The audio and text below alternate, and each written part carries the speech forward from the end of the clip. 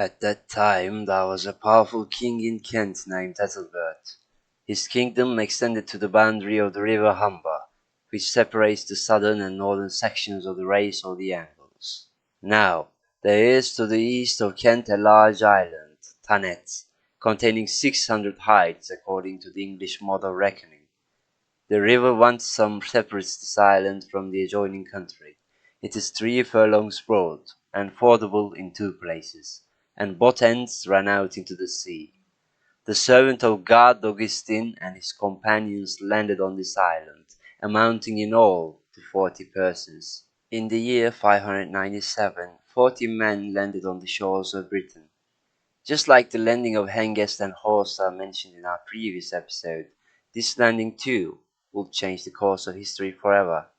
Only this time it was priests who landed, rather than bloodthirsty warriors. Nevertheless, they would be as successful, if not more, and prove that the pen is indeed mightier than the sword, at least sometimes. Welcome back to Enthusiastical History. You are listening to the second episode of our series, The Anglo-Saxon Britain. In this episode, we are going to keep telling our story from where we've left, observe the Christianization of the Anglo-Saxon kingdoms and the struggles between them for supremacy over one another. Britain, at the beginning of the 7th century, was not a destination a group of Christian monks would fancy visiting. Christianity was losing ground fast as Anglo-Saxons kept pushing the Britons further and further east to the obscure parts of the island. For Augustine, his mission must have seemed horrifying. He was sent by Pope Gregory to a place which was once Christian, but now largely under rule of pagan kings. Indeed, on his way he almost gave up, asking the Pope to reconsider his decision, but Gregory pressed on, urging him to do the God's bidding. So Augustine and his companions arrived to the lands of Ethelbert. They were received courteously by the king, having been given a maintenance and an old church in the capital, Canterbury, with freedom to preach. This kind treatment, however, shouldn't be seen as a surprise. The delegation didn't go in blindly. Ethelbert was chosen by the Pope specifically. He was the ideal candidate to start the conversion of the Anglo-Saxons. He was the strongest king of the Anglo-Saxons, the Bret Harte of his time, a position he rose to upon the decline of West Saxon power following Calvin's dethroning.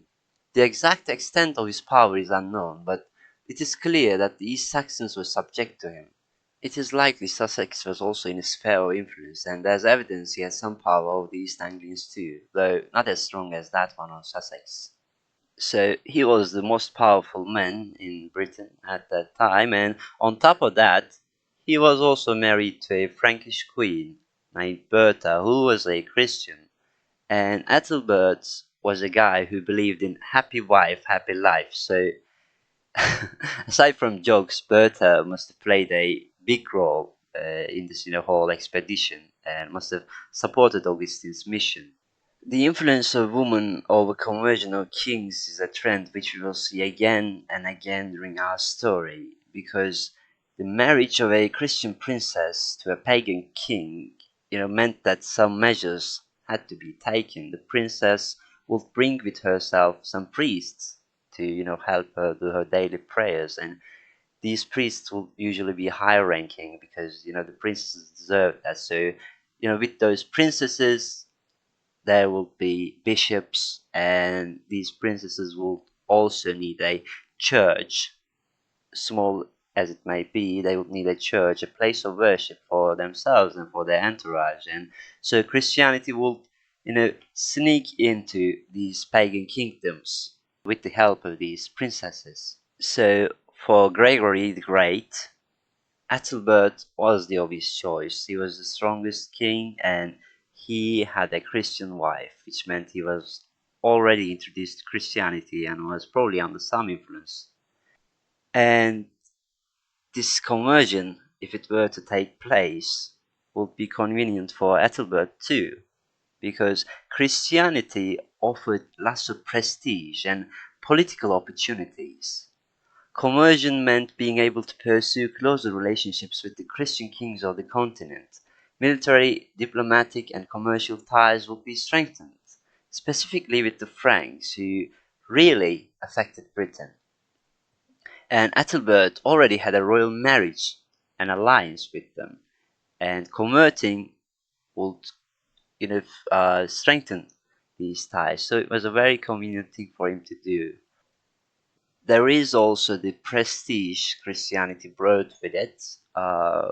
We are not going to go into that much detail about that. We will save that for a bonus episode. However, we can talk a little bit about it. Conversion brought with it prestige, since a Christian king could claim some legitimacy of the Roman Empire, as the involvement of the church meant written laws, settled bishoprics, and a more organized state overall. Being a Christian kingdom, to put it bluntly, meant being a part of the civilized world. And so Ethelbert was baptized. The exact date isn't known. He might have been baptized any time between 598 and 601. We know that he was most certainly baptized by 601 from a letter wrote to him by Pope Gregory, in which the Pope calls Ethelbert his illustrious son and urges him to spread the faith among the kings and peoples subject to him. And Ethelbert obliged. Sebert of Essex was baptized in the year 604, and the bishopric of London was established. Radwood of East Anglia was also baptized in Kent, either at the same time as Sebert or soon after, though his conversion wasn't effective. We're going to talk more about Radwood soon enough, but for the time being, we shall focus on the end of Ethelbert's reign and the events that followed it. Ethelbert died either in the year 616 or 618. He was the most significant of all Kentish kings. He created a powerful kingdom, adopted Christianity, built churches, and introduced a law code influenced by Christianity and Rome. It was the first law code written in any Germanic language. Following Ethelbert's death, his son Eadbald became king. Unlike his father, Eadbald was not a Christian, and he wanted to show that. As soon as he became king, he openly defied the church by marrying his pagan stepmother. I mean, this was such an outrageous act in the eyes of, the clergy. It was literally Eadbald showing his middle finger to the church. And around the same time this marriage took place, the same thing happened in Essex. No, I'm not talking about the stepmother fantasy of Eadbald, but Servit died soon after Ethelbert, and his three sons who succeeded him also reverted back to paganism. Possibly, no, not possibly, quite likely encouraged by Eadbald. Mellitus, the Bishop of London, was exiled, and his position would remain vacant until the year 654. Now, Bede claims that Eadbald saw his wrong and was baptized about a year later, but the evidence contradicts his dating. We know that for as long as 6 or 7 years, Eadbald remained a pagan, and the Gregorian mission was left without a patron. Bede will tell you that Eadbald saw his wrongs and was enlightened by the Holy Spirit, by the light of God, and changed his mind and found the true faith. But let's be honest, it was probably political maneuvering. Ethelbert's death brought with it a shift of power in Britain.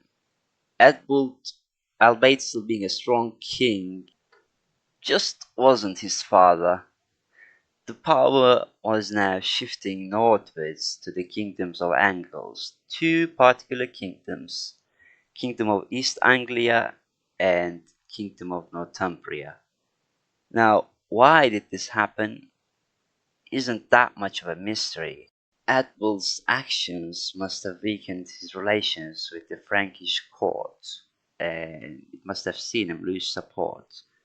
Now, why is the Frankish support that important, you might ask? And some of you might even ask, who are the Franks? Well, Franks were practically the strongest power in the post-Roman Europe, especially around this time. And if you want more details, you can listen to our bonus episode, which will be coming shortly after this one. But it is enough that Franks were strong and their support changed a lot. So Eadbald lost their support and he suffered because of it. don't get me wrong, Edward was still a strong king and Kent a power to be reckoned with, but it just wasn't like Ethelbert's reign. Edward was still powerful enough to mint gold coins in his own name at London during the years of his opposition to church, which shows he was still overlord of Essex, but kings of Essex not following his example upon his baptism shows that by 620s Essex was no longer subject to his rule. Kings of Essex were now under the influence of Redwood of East Anglia, a pagan king. So Kent slowly fell from significance, and we're not going to hear the name of the kingdom that much again. There are two new powers we have to introduce. One of them is East Anglia under King Redwood.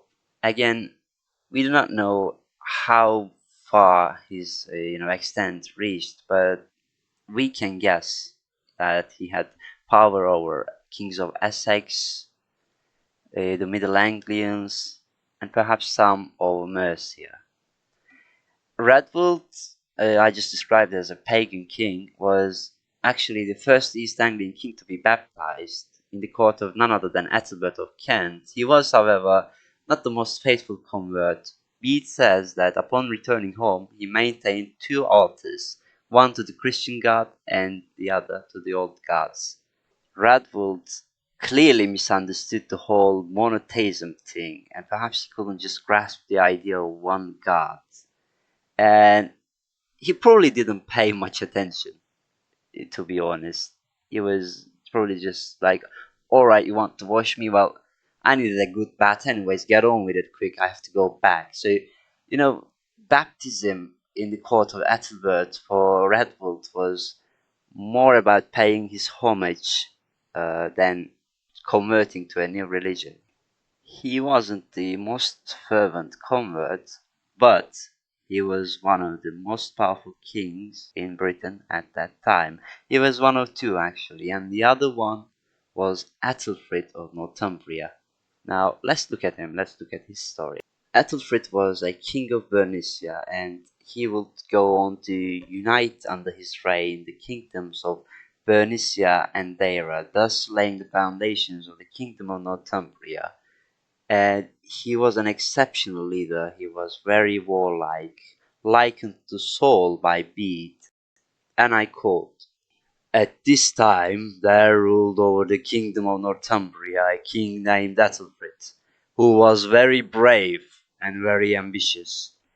He destroyed and wasted the Britons more than all the English and their chiefs, so that he might be exactly compared to Saul of old, king of Israel, except that he was ignorant of the divine religion."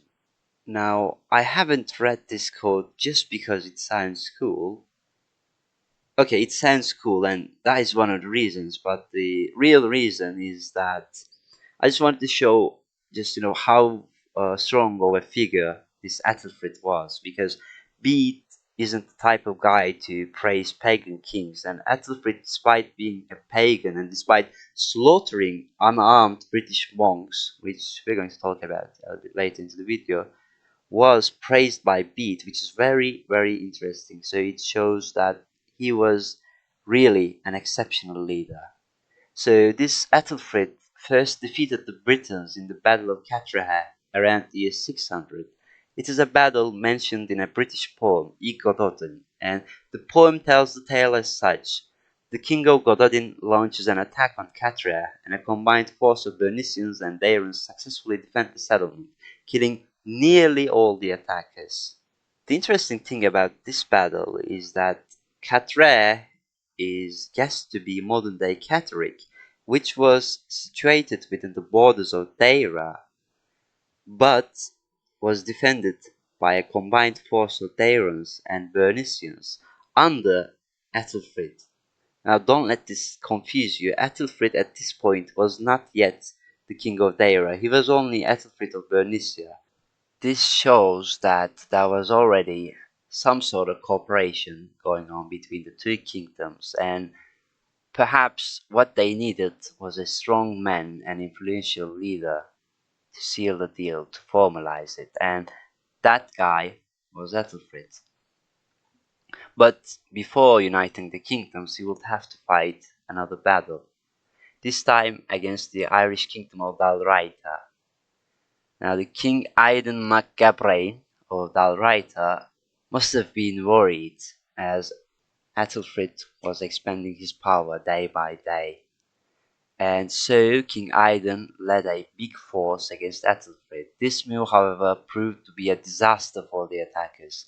Bede says that it was such a massacre, no king of the Scots dared venture to meet the English in battle up to his day. This indeed was an important accomplishment, as Aidan was no ordinary king. He was a conqueror too, just like Ethelfrid, and he campaigned in Ireland and northern Britain.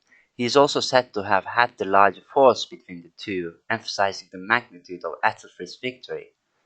1 year after this battle, Ethelfrid seized the throne of Deira and became king of both kingdoms.